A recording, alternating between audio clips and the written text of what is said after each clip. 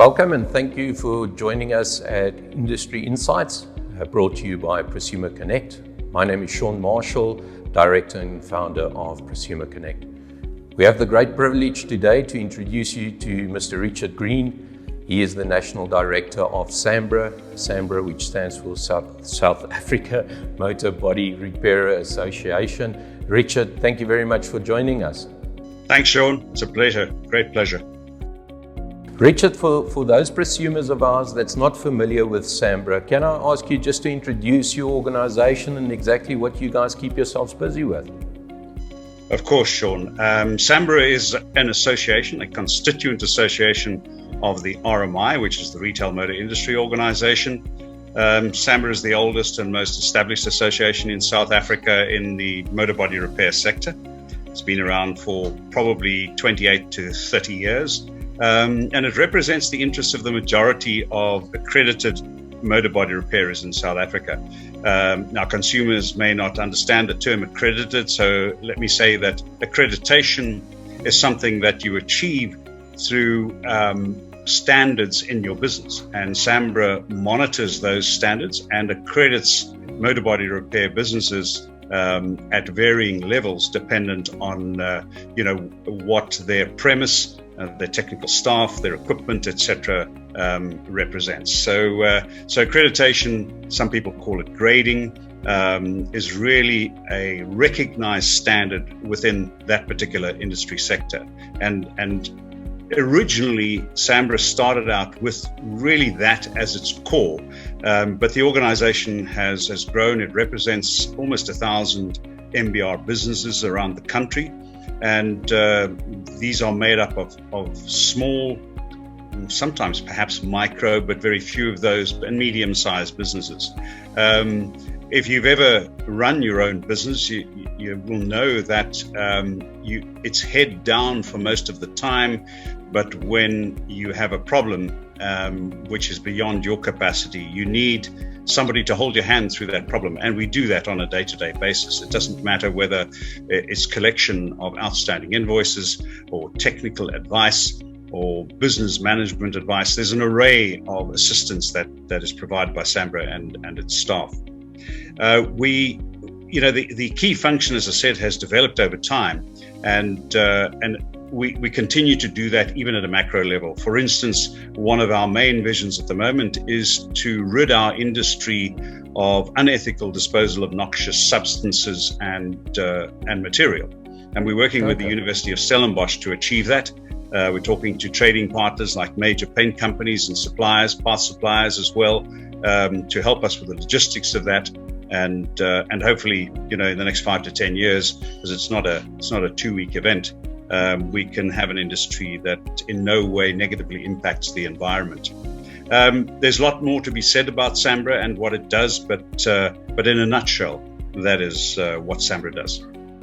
Fantastic. No, thank you very much for that insight, and I can certainly see the passion coming through that, and I'm sure you can speak about that for hours. But what we take is you guys are obviously a support structure for your association or the members to your association, and you cover anything and everything that might impact them. So that's a fantastic job that you guys are doing. So on to our topic of conversation today, COVID-19. It's been reported on widely that small to medium-sized businesses have suffered severely from COVID-19. And I'm assuming the MBR industry, and MBR, for those prosumers that's not aware, the loose term is panel beaters, but MBR is motor body repairers. That's the appropriate name. I'm sure that you guys have also gone through significant strains, considering accident levels has decreased and those kind of things. So can you give us a bit of insights as to the challenges that you guys as a MBR association has been fronted with as a result of COVID-19? Certainly, Shaun. It was a massive shock to everybody, I guess, early in 2020 when this virus landed on our shores, and the government had to make certain, very impactful decisions. there's been a lot of commentary about government's decision to go into lockdown. And if we look at our last 3 months, often around the dinner table, it's been questioned whether we should have done so in the first place. But the motor body repair sector was severely affected by it. And the interesting part about it for me, from a strategic perspective, is the now rather than the then. But let's look at the then. The then was around about end of March last year. Suddenly, we were thrown into level 5 lockdown, which meant business closure. So it was a massive shock to the system. All of our members closed their doors and ceased to operate. Employees were sent home, and everybody kind of sat around in limbo. And then the processes of lobbying government started, because as you will recall, we went through the various levels, and level 4 happened fairly soon after lockdown 5. And so sectors like ourselves were jostling to convince government that our sector could manage their environment to the extent that they should be allowed to open up in level 4. And there was a lot of lobbying that went on during that period. We were fortunately successful to convince government that the MBR sector could open up in level 4. So the net effect of that is that we only were closed, doors closed, ceased to do business for about 6 to 8 weeks. Now that hurt, it always does, but we should consider ourselves fortunate that we were able to lobby government and successfully open up in level 4. That allowed us to open. Sorry, Richard, but that 6 to 8 weeks that you referred to, obviously the knock-on effect is the stop-start, so that effect is much longer than just the 6 to 8 weeks, I'm assuming, right? Of course. Fortunately, we're not like the steel industry, which is struggling terribly to switch on raw material production and then turning that into steel plate and then into containers and various other things. Our businesses can start up in a 24-hour time frame. So we weren't seriously affected from a business per se startup again.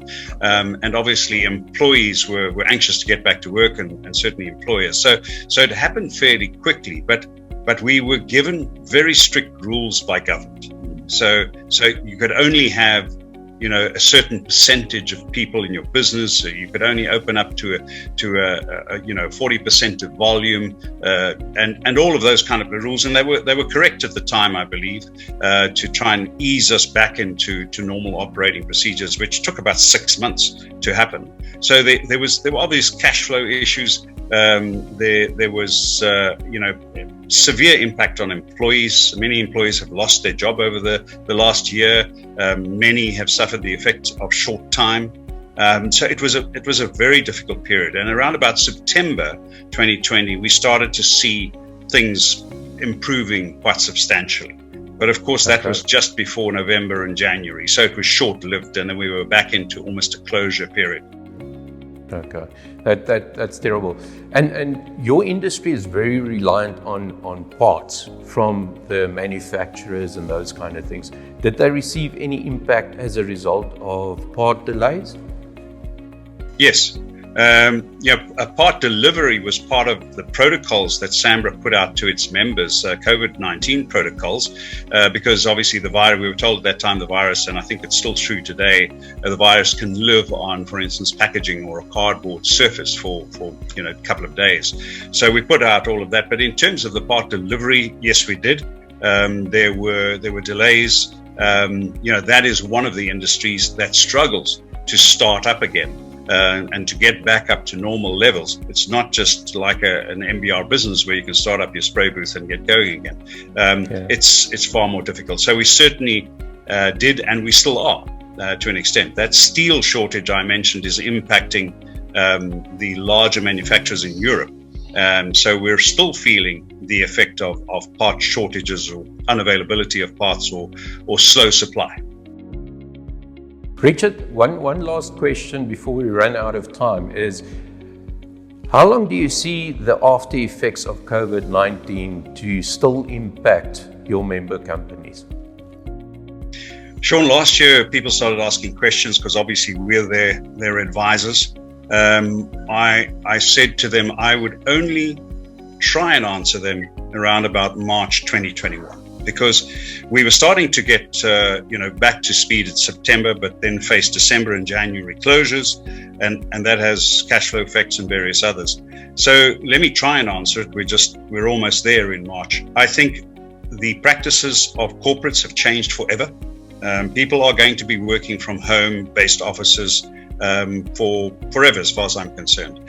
People have realized the benefits of that, both in their personal lives and the corporates as well, in terms of cost reduction, and the fact that you can do it. Where previously we all wanted to stand around a water cooler in the morning. That's I don't think that's ever going back. So there will be a medium and long-term effect, and it will be negative.